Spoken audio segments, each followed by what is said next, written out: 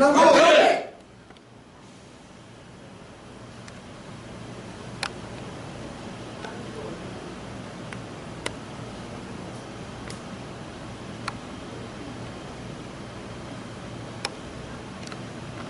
이와 같이 수기록도 하고 너무 억울하게 저는 2억을 투자했는데 1억을 투자한 사람은 10억을 넘게 이익을 보고 있는데 2억을 투자한 나는 10년 동안 1원도 안 주고 있다. 근데 지금 저 친구는 아파트 40평짜리 독립문 앞에 그 현대 아파트 그것도 팔아버리고 또 제가 가지고 있던 상가 4억짜리 상가를 지금 또 갖고 있다. 1억밖에 투자 안 한 사람은 10억을 넘게 이익을 보고 있는데 나는 2억을 투자한 사람은 지금 1원도 못 보고 있다. 억울하다. 그러니까 그 경찰이 참 지금 생각해서 보니까 그 경찰에 난 고마움을 못 느꼈습니다만은 지금 생각해 보니까 그 경찰이 그래도 이 경찰이라는 사람이 남부지검의 담당 저의 이 사건을 수사해준 담당 검사한테 연결시켜줍니다. 자기는 수사할 수가 없으니 대법원이고 헌법재판소까지 진 것을 일개 경찰이 수사할 수 없죠 당연히. 그래서 수사하기 시작합니다. 그래가지고 남부지검 앞에 바로 송치를 시켜줬어요. 서류를 보내줬고 난 바로 그날 갔습니다. 갔더니 남부지검 앞에 프론트에서 903호 검사실에 전화를 해가지고 이런 사람이 저가 얘기해줘서 온 사람입니다. 올라오라고 그러거든요. 제가 올라갔습니다. 구층에 올라가가지고 저는 수사 중에 있으니까 저는 한 구석에 앉아있으라고 그러는 거예요. 자기 수사 중이니까. 그래서 저는 앉아있었습니다. 앉아있기를 30분이 지나고 40분이 다 돼갔습니다. 40분이 다 돼가는데 저는 40분 동안 기다렸습니다. 운명의 이 40분간입니다. 근데 저는 30분, 40분을 기다리고 있는데 저가 뭔지도 몰라요. 얼마나 바쁜지 몰라. 이 검사 15도 바쁘고 주임 검사도 바쁜 거예요. 두 사람이 수사하는데 너무 바쁜 거예요. 저는 그때 생각을 했던 겁니다. 저렇게 바쁜 사람 앞에서 제가 너무나 복잡하게 많이 제가 주장하고 싶은 말을 다 할 수가 하면 안 되겠다. 이거 하면 안 되겠다. 제가 그래서 이 기다리면서 저는 끊임없이 나 왔다고 표시도 안 했어요. 끊임없이 기다렸습니다. 그러고 나서 제가 할 수 있는 말을 아까 제가 말씀드린 여기에 풍자시 하나 내가 쓴 게 있습니다. 산수공부라는 시입니다. 저희 자작시인데요. 저한 강남구의 산수공부입니다. 2 더하기 1도 못 푸는 사람이 검사이고 판사이니 나라가 온전하겠는가.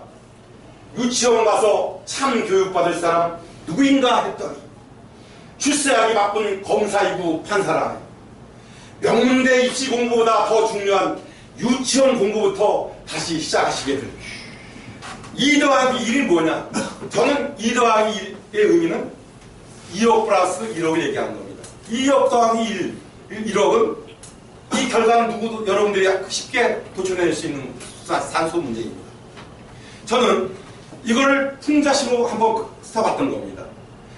이 시를 음미하다 보면 여기에서 저는 이 운명의 40분 동안을 기다리면서 저는 이 시를 나중에 쓰게 됐습니다만은 그 지혜를 거기서 찾았던 거죠. 모티브를. 저는 그래서 끊임없이 내가 어떻게 짧은 시간 안에 이 검사를 상대해야 될까 끊임없이 노력했습니다. 근데 30분이 좀 넘어서 이제 내 차례가 됐어요. 그 앞에 수사하는 사람이 끝났어. 근데 어떤 사람 또 와가지고 나보다 더 나중에 온 사람을 또 불러다가 또 수사해. 당신 일로 오시고 아는 사람이니까 빨리 와서 하려고 그러겠죠. 주임검사는. 그래서 주임검사가 먼저 수사를 했어. 그런데 만약에 말이죠. 이 15검사를 나를 수사에 시켜준 이 15검사를 내가 안 만났다 하면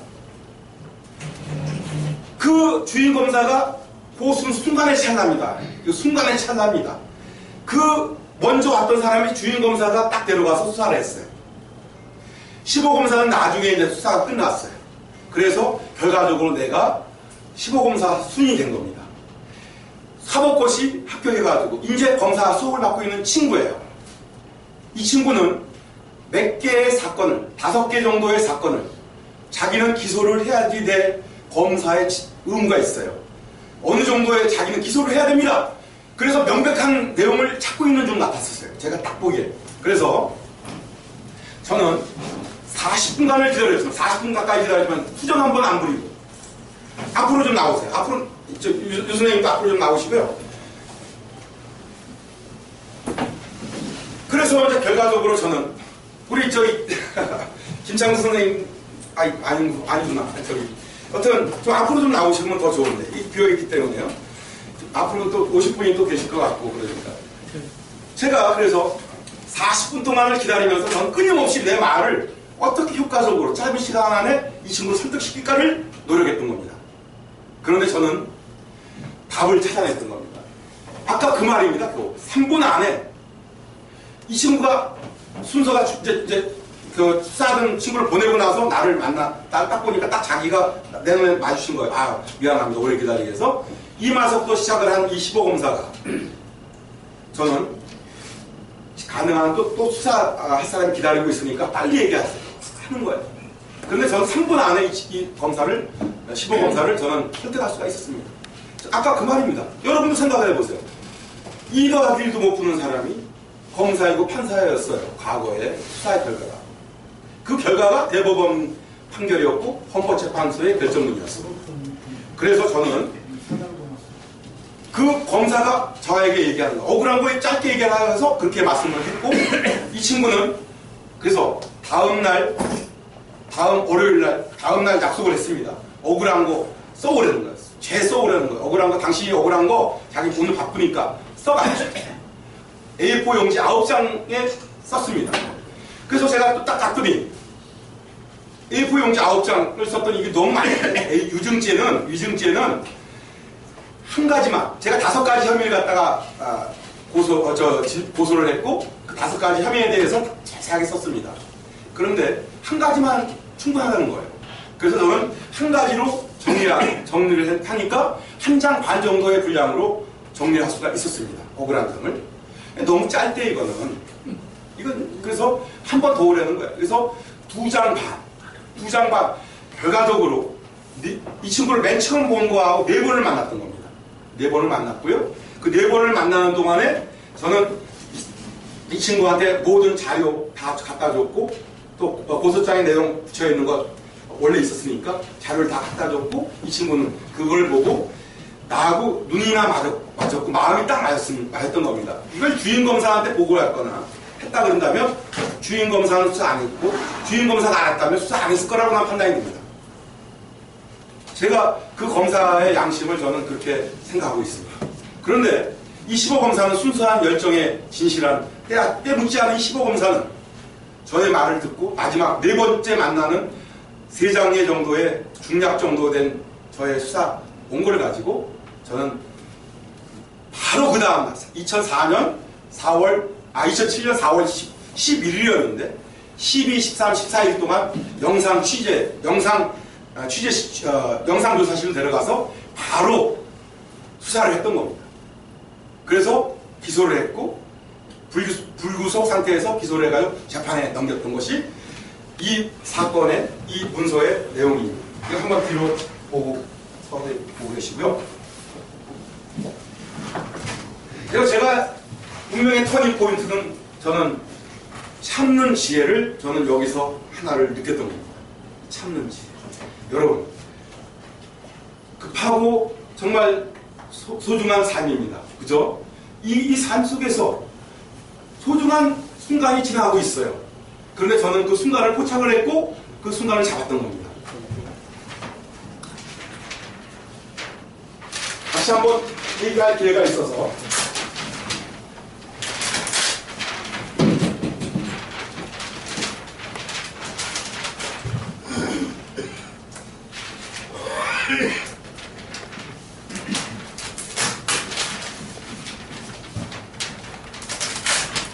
운명의 터닝 포인트 2번은 지금부터 제가 말씀드리겠습니다.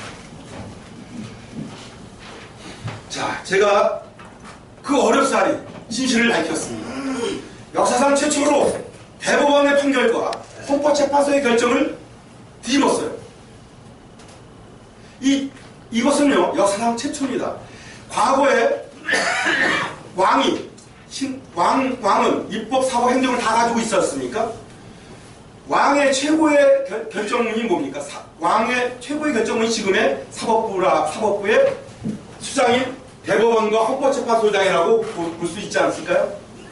왜 그러냐면 저는 그 순간에서 저는 분명히 참았고 지혜를 발견해서 저는 분명히 수사를 역전시킬 수 있었는데 이것이 불행히도 1000만이 넘는 사법피해자가 있고 국가피해자 1500만의 국가피해자가 있습니다. 이 피해자 모든 사람들에게 하늘의 뜻이 전달돼서 계란으로 가입된 기적이 일어났으면 오직이나 좋았겠습니까? 불행히도 저의 한 사람에게 이렇게 큰 기회를 줬던 것 같습니다. 운명의 터닝포인트, 이 내용을 아까 얘기했던 불법수사, 검찰의 불법수사 내용, 이런 아까 그 기적 같은 그 판결 내용, KBS 추정 60분은 제가 1인 시위를 전 10년을 넘게 1인 시위를 했습니다. 1인 시위를. 서울대, 연대, 고대는 말할 것도 없고 서울의 모든 대학은 다 돌아다녔어요. 정문 앞에서 사진 제가 다 있고요. 또 KBS, MBC, 여의도 국회 앞에서 무수히 했습니다. 청와대 앞에, 광화문 광장 앞에, 세종대왕 앞에서도 했고요.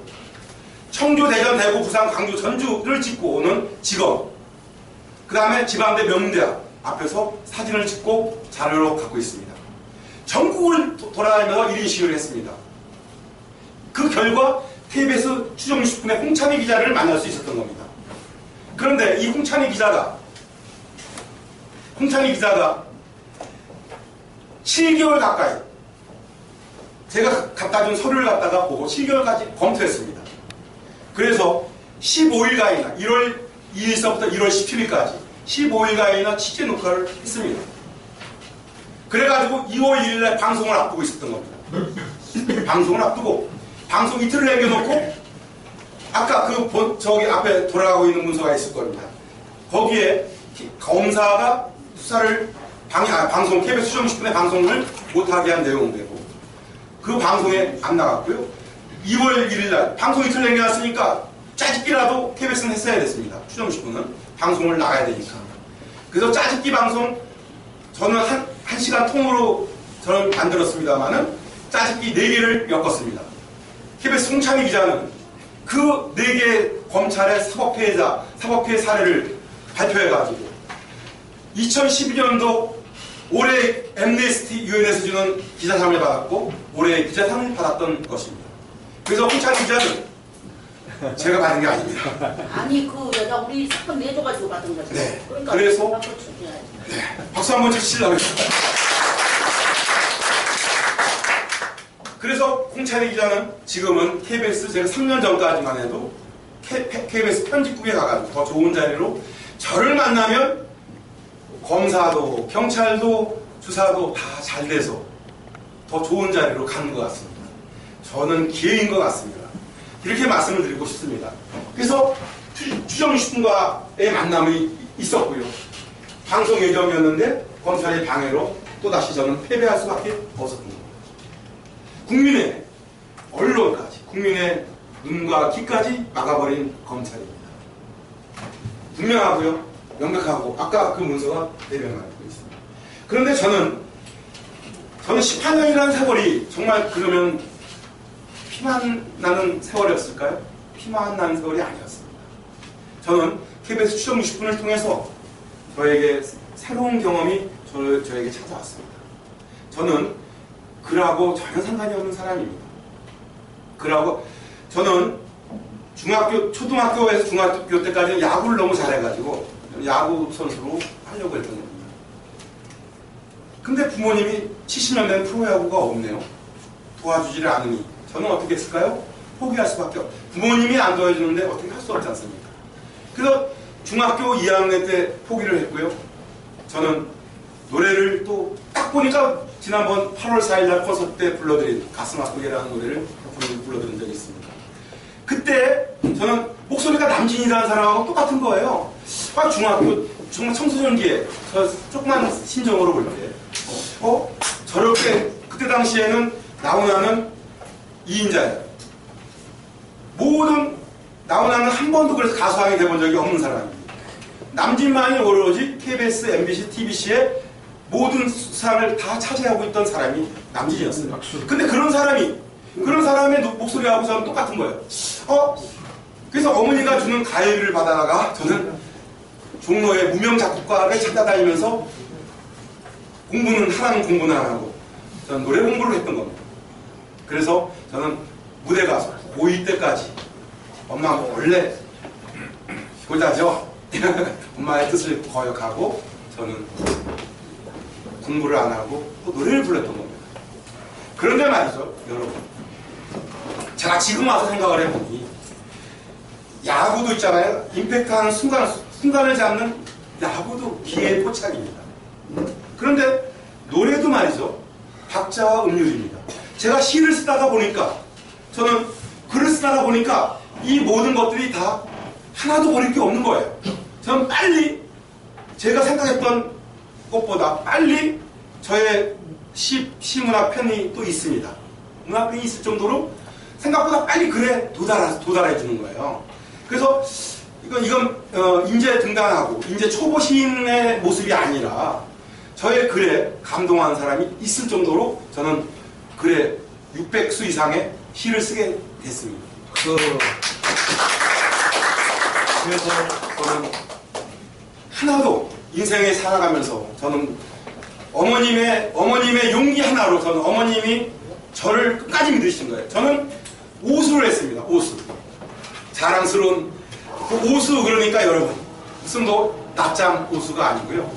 저는 오수를 했습니다. 그래서 강남대학 경영학과를 나왔습니다만 그때 당시에 대학을 걸쳐놔야 오수를 할 수 있지 않겠습니까? 군대 안 가고. 저는 한 번 결심을 하면 끝까지 하는 습성이 있는 것 같습니다.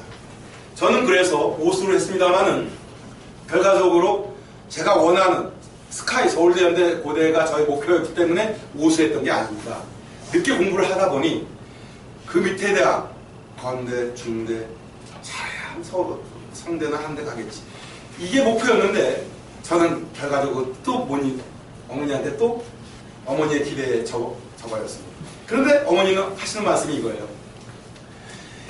저는 어머님의 무한 사랑으로 저는 컸던 것 같습니다. 그 사랑이 힘입어서 저는 사랑도 열심히 했던 것 같습니다. 여러분,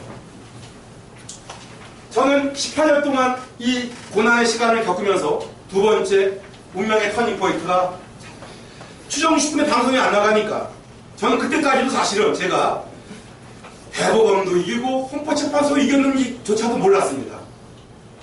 이것이 그냥 다시 돈 달라는 재판에서 졌으니까 재심에서 졌으니까 저는 사법 피해자인 줄 알았어요. 그래서 전국적으로 돌아다니면서 유인시를 했던 겁니다. 그런데 저는 추정 10분에 홍찬의 기자를 만나면서 인생이 바뀌기 시작한 거예요. 저는 이 친구가 방송이 안 나갔으니까 취재에 녹화한 부분에 그 자료를 제가 갖다 준 자료가 무진장 많습니다. 헌법재판소까지의 수사기록 전체를 다 갖다 줬고 판결문 다 갖다 줬고 했습니다.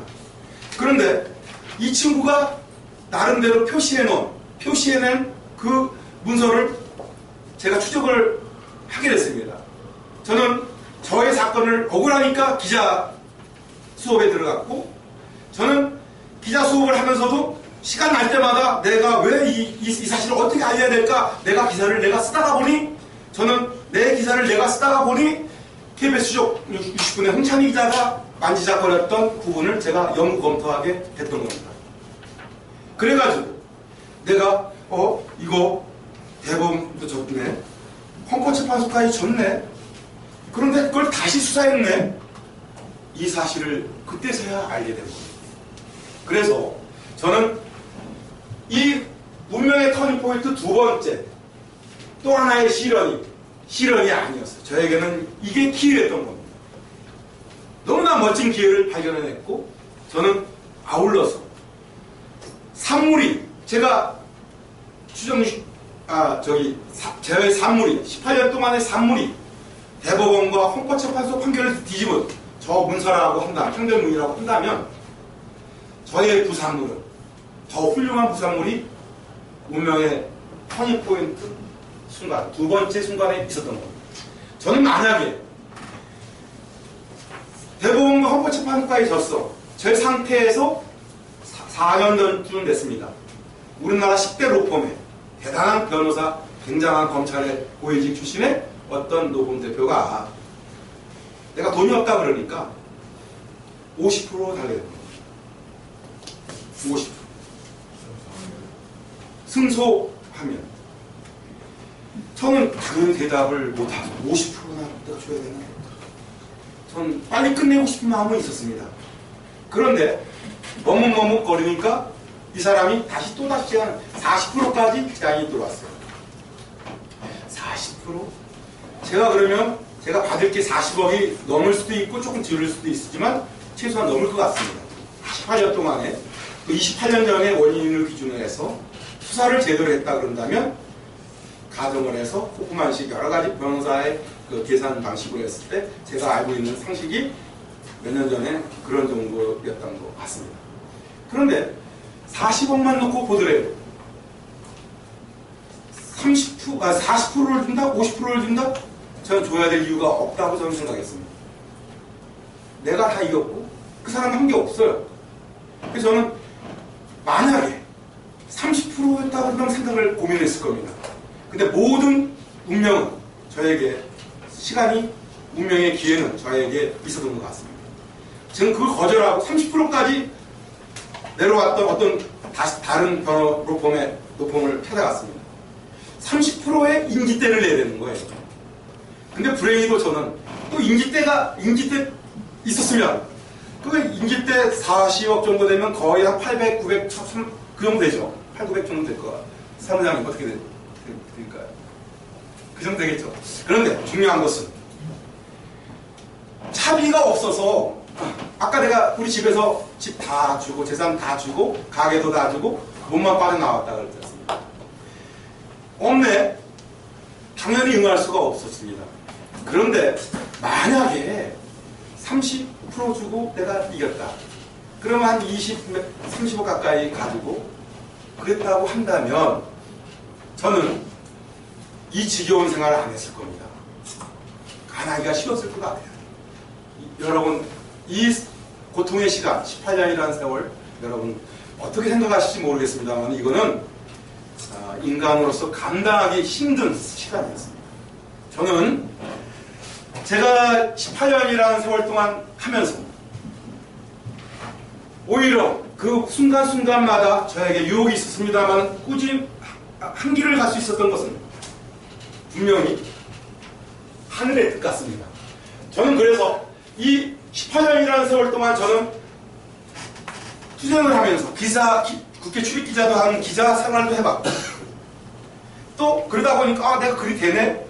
그러니까 또 수필도 등단을 하게 되고 등단을 하다가 보니 내가 등단을 했으니 좀 책임감이 좀 느껴지더라고요.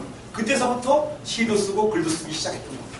그게 불과 2014년도에 제가 등단을 했습니다만은 그 순간 사람은 그래서 기회가 되면 잡아야 되는 것이 원칙 같습니다.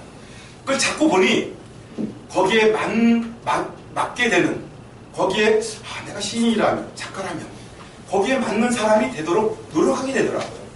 그래서 제가 평생을 안 읽던 책을 밤낮으로 정말 또 옛날에 맥침에 사법고시 공부하듯이 그 공부를 하듯이 책 중국 고전을 열심히 봤고 사마천의 사기, 열국지 그 다음에 뭐 너는 재미가 없어 많이 못 읽어봤고요. 장자, 한비사 많은 책을 지금 말씀드린 책은 책을 3번 이상을 제가 봤습니다.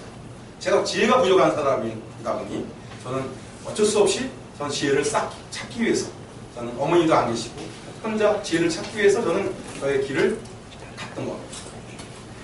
그래서 저의 글을 완성시킬 수가 있었던 것 같습니다. 그래서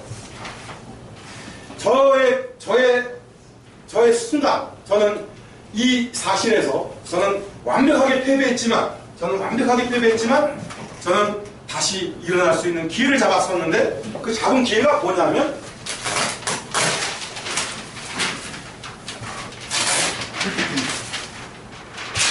자 근데 이거 하나 좀 알려드리고 싶습니다. 여기 오신 분들께 제가 기적을 이뤘는데, 기적의 순간, 제 시로 제가 그 순간을 제가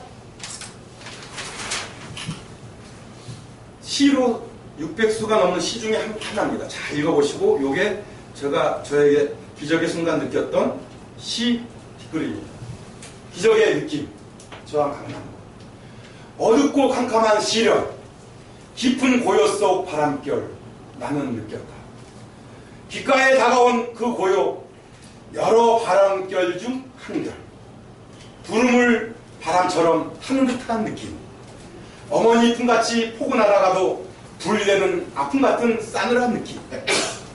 길고 긴, 짧고 긴 여운 그 순간이 다가와 입이 열리니 그는 나와 합의를 이룬다.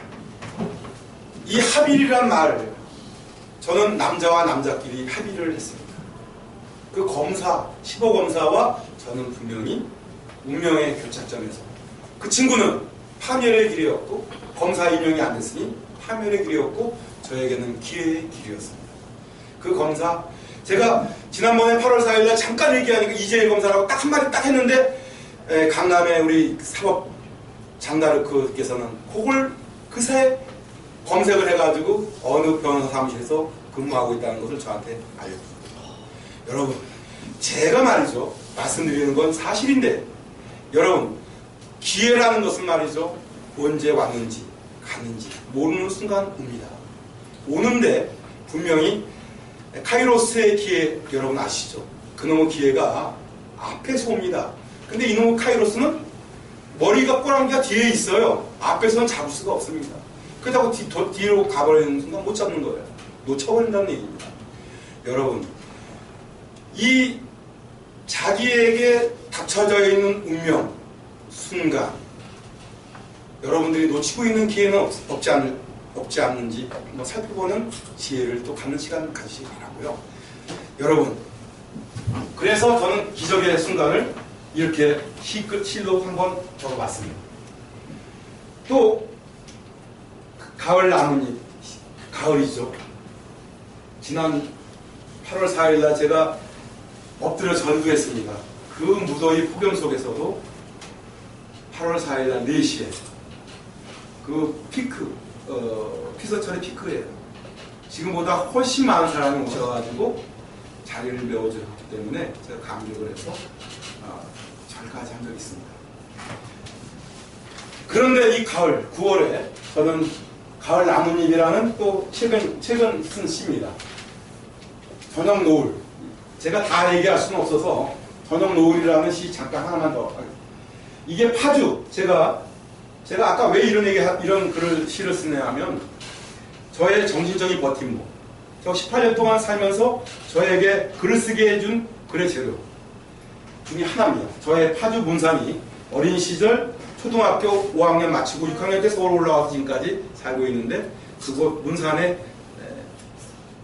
임진강가에 있는 방구정, 겨울이면 철새들이 날아가는 그 아름다운 그곳이 문득 생각하면서 쓴 글입니다. 저녁 노을. 서산마루 물들이는 저녁 노을, 눈부신 노을빛 사이로 철새들이 등력으로 날아가며 그리움을 던진다. 상록수처럼 한결같은 그리움 가슴에 간직했으니 어느 날 첫사랑 순이가 홀연히 찾아와 불을 지핀다. 제가 파주 문산 그러면 생각나는 내 친구가 하나 있습니다. 이 친구는 불행히도 시집을 잘못 가서 자살을 했다는, 제가 내 친구 동생이었는데 1살 차이였습니다. 참 사람은 묘한 것 같습니다. 제가 이 친구를 초등학교 4학년 때까지는 아무 느낌이 없어요.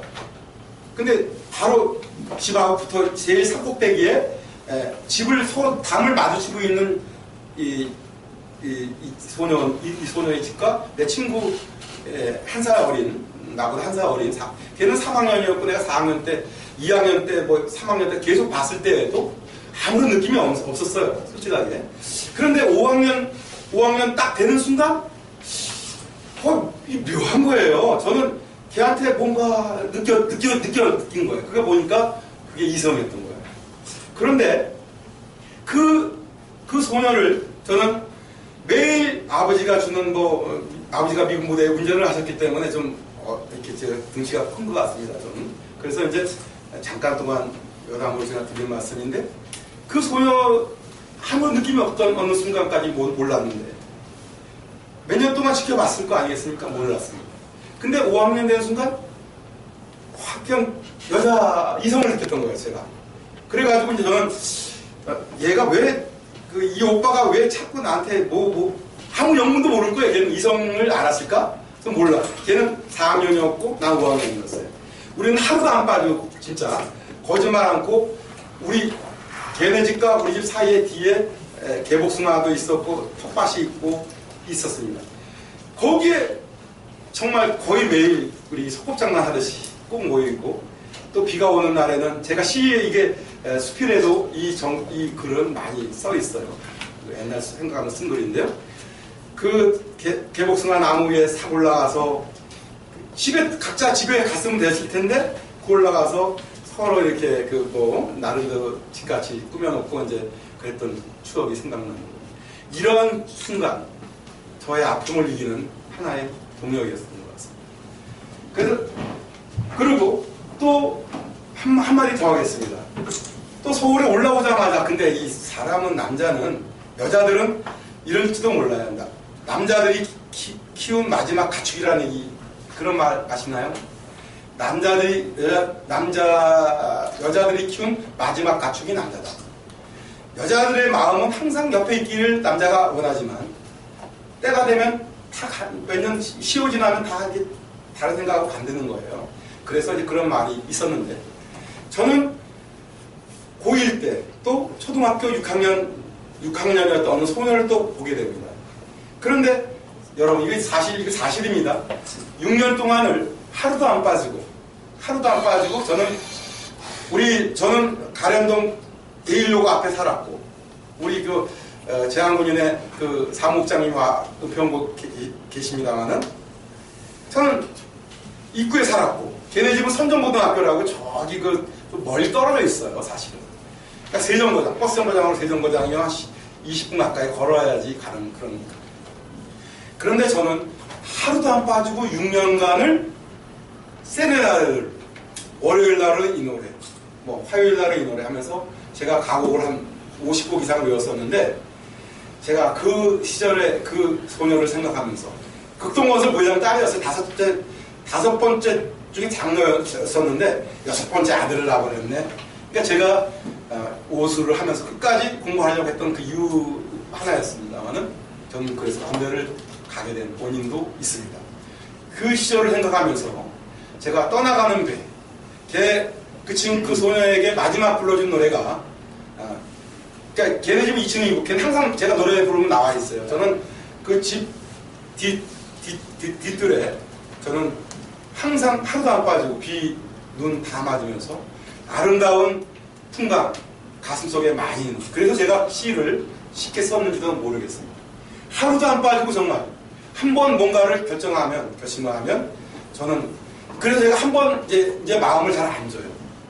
한 번 마음을 주면 저는 제가 제 스스로는 저는 그걸 뿌리칠 수 있는 용기가 없어요. 저는 착하다 못해 수군에 빠져가지고 안 돼요. 그래서 제가 고전을 통해서 저는 지혜를 좀 냉정함과 여러 가지 갖추려고 노력을 했습니다. 그러면서 마지막 불렀던 노래가 떠나가는 노래예요. 제가 한번 부르겠습니다.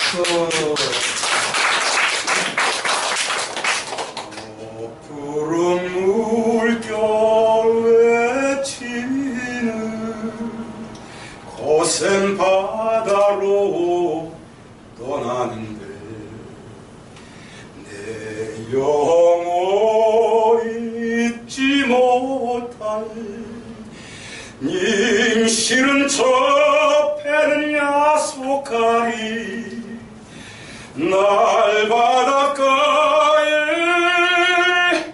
홀 남겨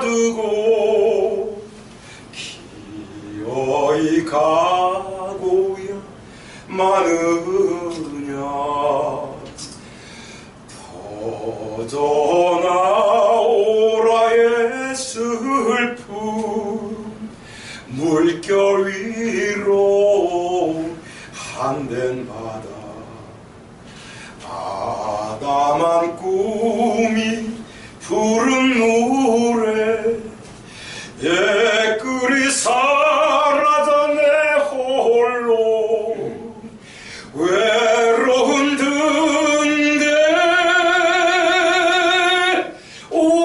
더불어 수심 뜬 바다를 지키련다.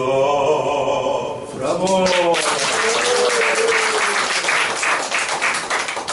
인생의 시련 18년 동안 저에게는 긴 아픔이었고, 여러분도 생각을 해보시면 18년 전 생각해 보시고 인생의 18년을 생각해 보시면 너무나 큰 아픔이었을 것입니다. 저는 이 글을 또 접해서 제가 사실은 죽어버리라고 한 4, 5년 정도, 4년 몇 개월 동안 저녁서부터 아르바이트한테 가게를 맡기고, 정말 여러분 생각을 해보십시오. 이 대한민국 벌 개나대 수사기록을 위조하고 그 위조한 것이 순례였다면 모르겠습니다.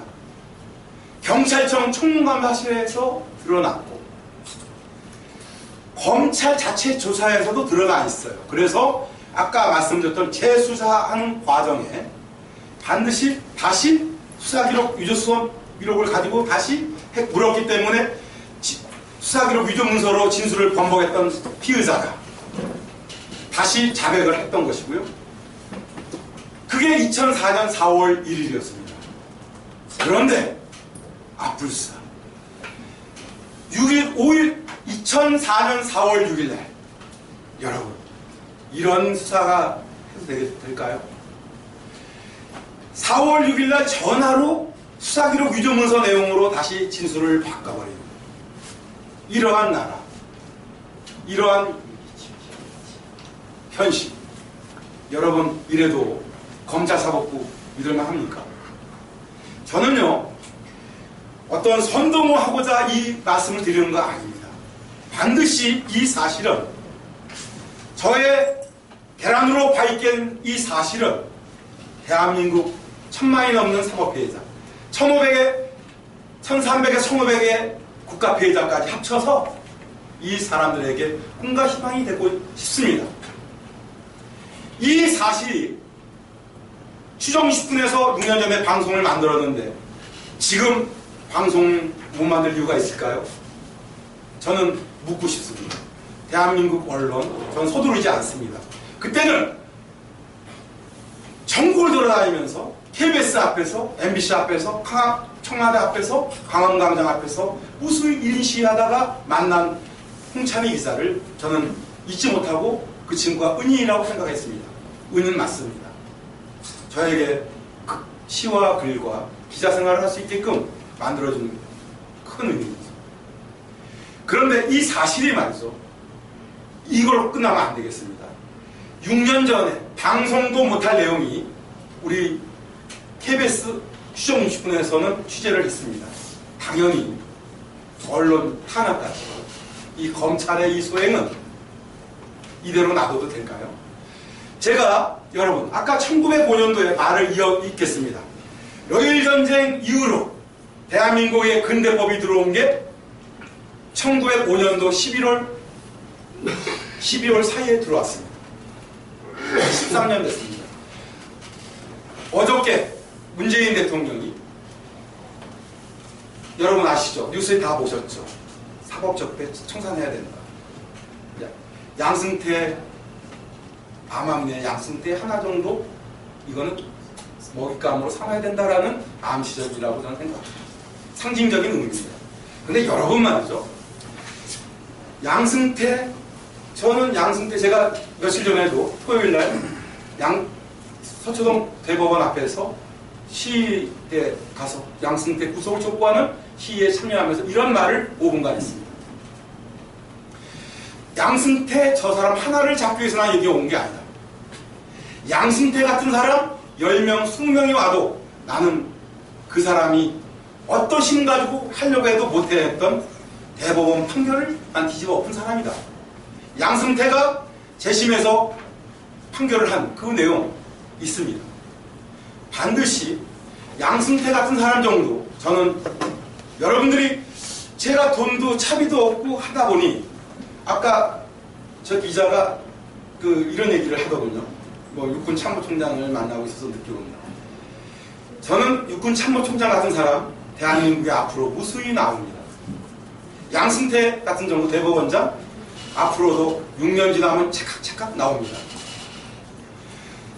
또 빌 게이츠 같은, 대한민국에 뭐 누구 비교할 사람이 없어요. 빌 게이츠 같은 사람 세계 최고의 재벌 앞으로 무수히 또 나옵니다. 100년 1000년 가다 보면 무수히 나오는 게 그들입니다. 100년 1000년이 아니라 지구가 멸망하는 순간까지 온다고 하여도 대법원과 헌법재판소까지 판결을 새로운 증거 없이 변호사가 전한 것을 국민이 이길 확률 인류 역사상 없습니다. 대한민국의 4대 대첩이 살수대첩, 규주대첩, 한산도대첩, 행주대첩이 있습니다. 저는 굳이 5대 대첩에 안에 넣고 싶은 생각도 없습니다. 제가 반드시 얘기하고 싶은 건 이 말입니다. 1905년도에 우리나라에 113년 전에 근대법이 들어왔습니다. 그 앞으로 100년, 1000년이 가더라도 그 누구도 못 해낼 이 기록. 양승태 같은 사람, 나 저 사람 여러분들 응원하러 온 사람이다라고 얘기를 했고요. 저는 대법원과 헌법재판소의 판결을 뒤집은 사람이라고 한 순간 그 시위대들이 정말 저는 그 많은 뿔뿔이 흩어져 있는 사람들이 내 말에 어느 순간 집중하고 있는 걸 저는 느꼈습니다. 그날은 광화문광장에서도 제가 있었고요. 또 아침에 강화문시대라는 또 토요일 날이었습니다만 강화문시대라는 대한민국 최고의 시민단체에 있습니다. 북한산 산행을 하다 보니 청와대 경호실장도 잠깐 나와서 저는 그 내용까지는 안 썼습니다만 저는 여러분 잘 생각해 보십시오. 저는 제가 누구 나온 거 누구 있는 거 만난 거 저는 앞으로 얘기 안 하겠습니다. 여러분들도 이거는 국회의원 여러분 지금 현재 우리나라 법에 의해서 상설특검법이 가동할 수 있습니다. 국회의원 10명이 발의해서 국회의원 가반의 찬성을 얻어야 상설특검법이 가동이 됩니다. 그런데 여러분 법조비리 사건이니 스폰서 검사 사건이니 검사 판사의 비리 여러분 그 국민의 따가운 눈촉 속에 진행된 특검조차도 검사 판사 비리 하나도 밝혀낸 게 없습니다. 하나도 구속시킨 바 없습니다. 맨 처음에는 그렇게 많은 열화와 같은 국민의 눈총 속에 성화를 입고 상설특검이 시작이 됩니다만은 그들이 무섭기 때문입니다. 그들 앞에 나 범죄 저지른 거 없어. 떳떳한 사람 몇 명이나 될까요? 저는 분명히 또 엊그저께 국회 개헌 모임에 가서 국회에 가서 이런 얘기 또 잠깐 했습니다. 시민사회 대표 개헌 문제 톡 논의하는 자리에서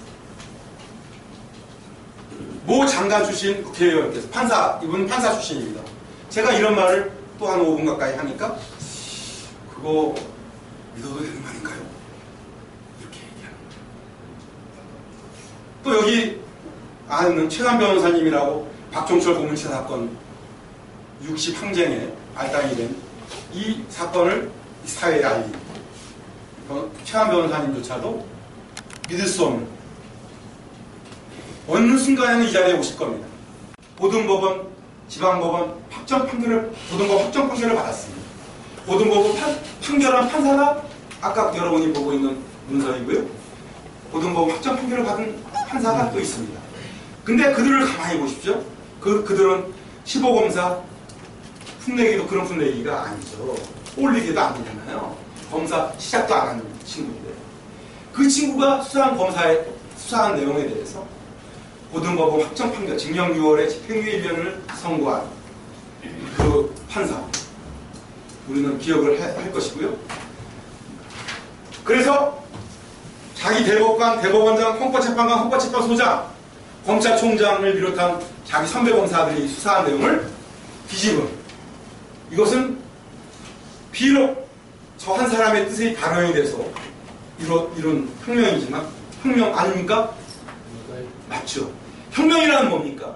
위 잘못된 것을 밑에서 바로잡는 게 진정한 혁명입니다. 그래서 박정희 대통령이나 전두환 대통령을 우리는 쿠데타라 그러지 혁명이라 그러지 않습니다.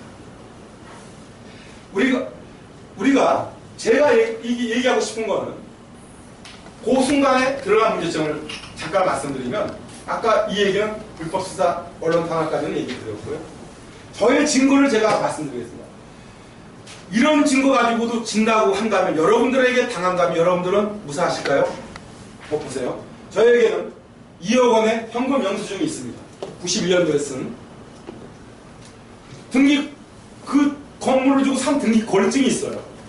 비록 내 이름으로 안 했지만, 건물 주인이 경찰서, 법정에서, 형사법정에서 더군다나 형사법정에 와서 내 말이 맞다 하고 진술을 하고 있습니다. 또 이것을 중개한 중개인이 또 법정에서 또 제 말이 맞다고 법정 진술을 유증의 선서를 하고 진술을 했습니다. 그리고 저도 합의서 있고, 그런데 상대방은 합의서, 똑같이 갖고 있는 이 합의서를 속이는 내용에 증인 진술밖에 없는 거예요. 증인들의 진술밖에 없어요. 그런데 저가 졌는데요. 그런데 또 그 증인들마저도 어떤 정도의 사람이냐. 이 사람이 사장이야. 그런데 자기 과장이야. 그 사람, 증인이, 진술이. 그리고 또 한 사람은 또 같이 그 사람에게 돈을 줘서 같이 동업으로 투자한 사람이야.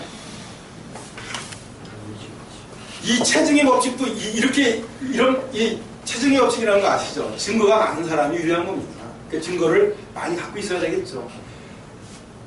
이런 대한민국 검찰사법 현실에서 이런 증거 갖고도 진다 그런다면, 여러분들, 이게 대한민국 검찰사법 부패, 적폐의 현실. 검사와 판사입니다. 판사는 말이죠, 헌법에 보장이 되어 있어요. 대통령, 국회도 그 판결에 대해서는 누구도 뭐 못하지 아닙니까? 헌법에 보장이 되어 있어요. 판사는 그러네. 그럼 검사는, 여러분, 검사, 아까 제가 말씀드렸죠? 검사, 저 새끼 수사하기로 위에 진정을 넣습니다. 그런데도 청와대로 가니까 대검찰청으로 오더니 그 결과적으로 누구한테 가느냐면 수사기록 위조한 검사한테 가. 자기가 자기한테 와. 이게 대한민국 검찰 현실입니다. 이 상황에서 자기가 자기 스스로를 수사할 수 있을까요? 안 됩니다. 1905년도 이후로 지금 오늘날 현재까지 검찰 사업은 하나도 변한 게 없습니다. 아까 말씀드린 일제시대 때 이후로 대한민국 사법부는 이승만, 박정희, 전두환, 노태우까지 겹치고 이명박근혜를 겹치는 동안 행정부는 여튼 좋은 대통령이든 나쁜 대통령이든 바뀌어오고 조금씩이라도 바뀌어오면서 세월의 변화를 갖고 있습니다. 그런데 여러분, 입법부도 여러분들의 손으로 뽑다 보니 어느 정도의 바뀌어 있지 않습니까? 그죠? 그게 그겁니다만 사실은요. 다만 바뀌어오지 않습니까? 그런데 이 사법부만큼은 113년, 딱 70년이 아니에요.